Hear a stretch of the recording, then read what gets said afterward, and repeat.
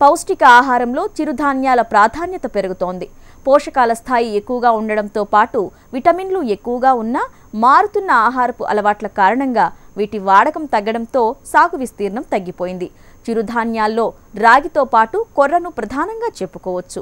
ముఖ్యంగా పేదవారి ఆహారంగా చెప్పుకునే కొర్రకు ఈ మధ్య కాలంలో గిరాకీ పెరుగుతోంది. దీంతో కొర్ర పంట సాగు విస్తీర్ణం పెరుగుతోంది. అయితే కొర్ర సాగులో అవగాహన లేమి వల్ల రైతులు ఆశించిన మేర దిగుబడులు సాధించలేకపోతున్నారు. ప్రస్తుతం కొర్ర సాగుకు అనువైన సమయం. పంట సాగు ప్రారంభం నుంచే యాజమాన్య మెళకువలను పాటించినట్లయితే ఫలితాలు ఆశాజనకంగా ఉంటాయంటున్నారు నిపుణులు.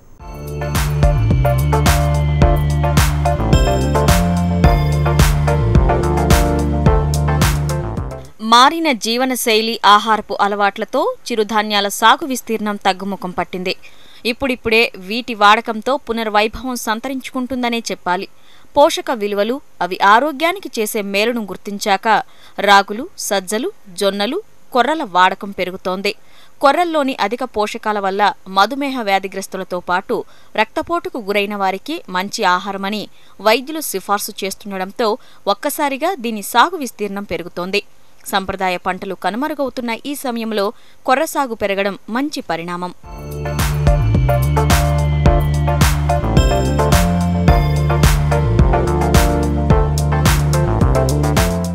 ఈ ఖరీఫ్ సీజన్ కొర్ర సాగుకు అనువైన సమయం అంటున్నారు వ్యవసాయ శాస్త్రవేత్తలు. కొర్ర పంటను జులై నెల చివరి వరకు విత్తుకోవచ్చు. ఈ పంటను ఖరీఫ్ పంటకాలంలో వర్షాధారంగాను, వేసవిలో నీటిపారుదల కింద సాగు చేసుకోవచ్చు.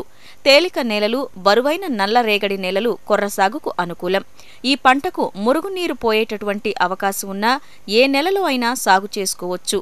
నీరు నిలిచి ఉండే పంటకు తెగుళ్లు ఆశించే ప్రమాదం ఉంది.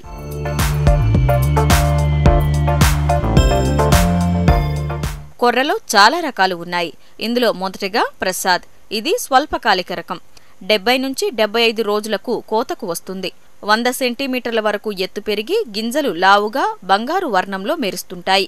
ఒక్కో మొక్కకు 3 నుంచి 4 పిలకలు వస్తాయి.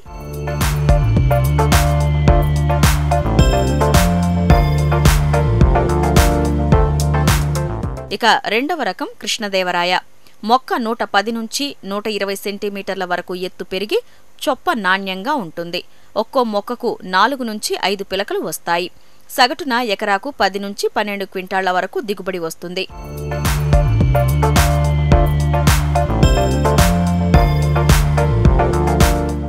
నరసింహరాయ రకం. దీని పంటకాలం 80 నుంచి 85 రోజులు.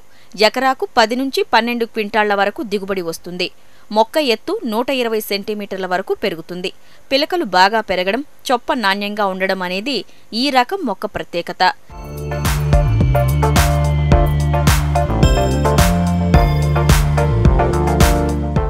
శ్రీలక్ష్మి రకం అగ్గి తెగులు, వెర్రి తెగులు, తుప్పి తెగులును తట్టుకుంటుంది. దీని పంటకాలం 80 నుంచి 85 రోజులు.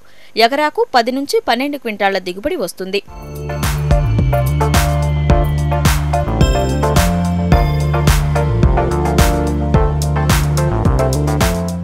SIA 3085 ఈ రకం బెట్టను బాగా తట్టుకుంటుంది.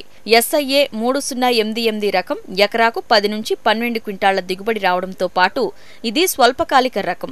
75 రోజుల్లోనే పంట చేతికి వస్తుంది. SIA 3156 ఇది అధిక గింజ దిగుబడి ఇచ్చే రకం. ఎకరాకు 11 నుంచి 13 క్వింటాళ్ల దిగుబడి వస్తుంది. వెర్రి తెగులును తట్టుకుంటుంది.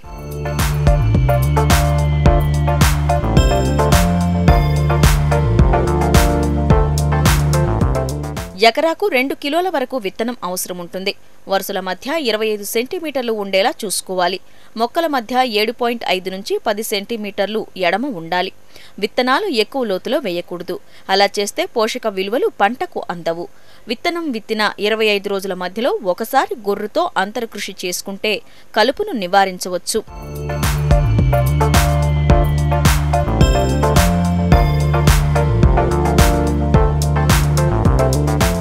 కొర్రను వేరుశనగ, సోయాబీన్, కందితో అంతర పంటగా వేసుకోవచ్చు. ఈ పంటలో ఎక్కువగా గులాబీ రంగు పురుగు ఆశిస్తుంది. ఈ పురుగు నివారణకు వ్యవసాయ అధికారుల సూచనలు పాటించాలి. తేలిక నేలల్లో వర్షాధారంగా సాగు చేసే కొర్ర పంటలో చెదల సమస్య ఎక్కువగా ఉంటుంది. దానిని అదుపు చేయాలి. కొర్ర పంటలో ప్రధానంగా ఆశించేది వెర్రి తెగులు. వాతావరణంలో తేమ ఎక్కువగా ఉన్నప్పుడు ఈ తెగులు ఆశిస్తుంది.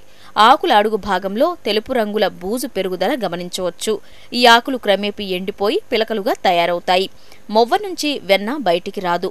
దీని నివారణకు విత్తన శుద్ధి తప్పనిసరిగా చేసుకోవాలి.